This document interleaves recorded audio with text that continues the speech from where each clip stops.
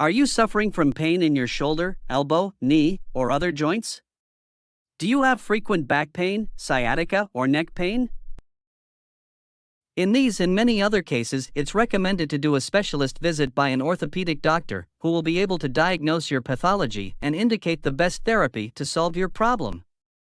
Let's see in this video how an orthopedic visit takes place, for which symptoms it's indicated, and which are the possible treatments that can be recommended by the doctor.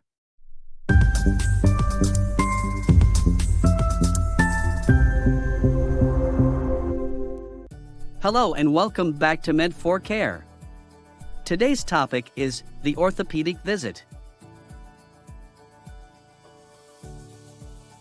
It's a professional evaluation done by a specialist in orthopedics and traumatology, useful for verifying the state of health of bones, muscles, and joints.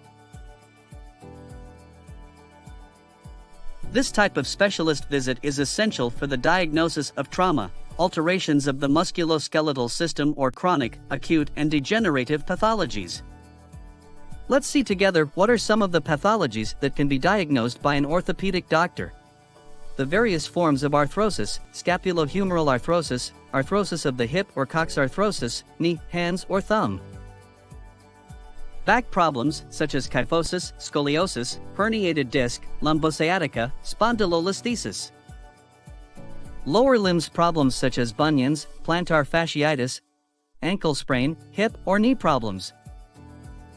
Upper limb problems such as tennis elbow, epicondylitis or epitrochleitis, carpal tunnel in the hand. Pain in the limbs and neck in general. Diseases of the body that also cause orthopedic problems such as rheumatoid arthritis, gout, fibromyalgia, osteoporosis.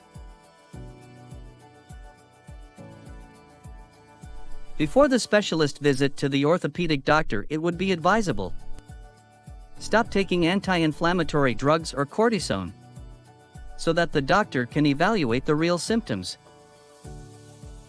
Prepare all the documents to bring with you: reports of previous visits, examinations, and analyses.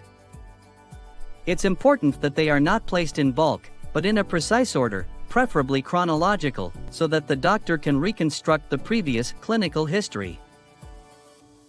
If the history of the disease is complex, prepare a small summary of the important documents, selecting the fundamental ones from the less significant ones, in order to help the orthopedist orient himself among the many documents present. Now that everything is ready to face the visit, let's see how it goes. The orthopedic visit begins with a detailed discussion between the doctor and the patient.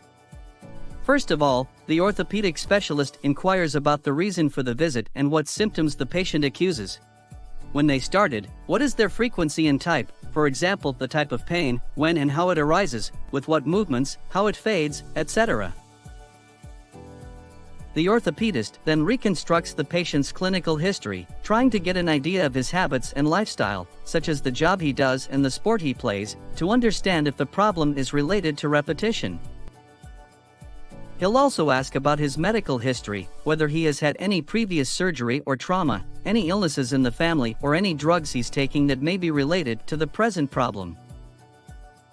It continues with the actual visit, or more technically an objective examination of the patient, during which the doctor evaluates where the pain is located and if there are signs of inflammation, muscle strength, the peripheral nervous system and its possible involvement in the problem, the mobility of the structures involved, and also the posture and reflexes of the subject.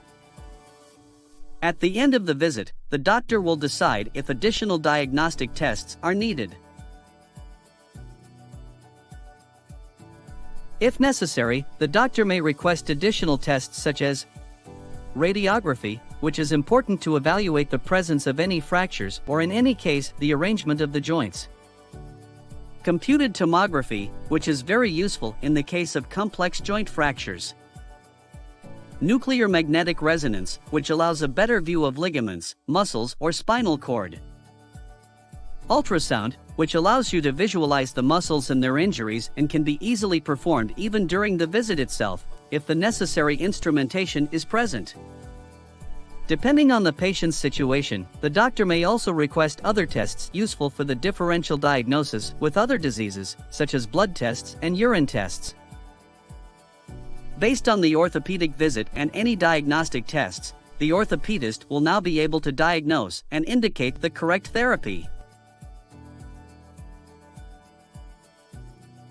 The therapy suggested by the orthopedist varies according to the diagnosed problem. The possible therapies can be of a medical, physical, or surgical nature. Let's look at them one by one. Medical therapy usually consists of prescribing anti-inflammatory drugs. In fact, often orthopedic problems are somehow related to acute or chronic inflammation. The treatment of inflammation is therefore able to reduce the patient's symptoms and improve the situation. If necessary, muscle or joint injections with drugs can be performed during the orthopedic visit. Physiotherapy, or physical therapy, aims at the functional recovery of the structure that presents problems. The orthopedic doctor prescribes the type of therapy and the therapist makes the patient perform the correct movements in safety or carries out those movements himself to teach or assist them, and so that the patient can also do them independently. Physiotherapy can be performed as a single therapy or in combination with other surgical or pharmacological treatments. Surgical therapy is generally the last solution proposed to the patient, when medical and physical therapy are no longer sufficient to contain the symptoms. Some examples of surgical therapy are knee arthroscopy with ligament repair, hip or knee replacement with prosthesis. We are now at the end of today's video. We hope you enjoyed it. If you found it useful, please support us with a nice like, subscribe to the channel and click on the bell to be notified every time our new video comes out. See you soon on Med4Care.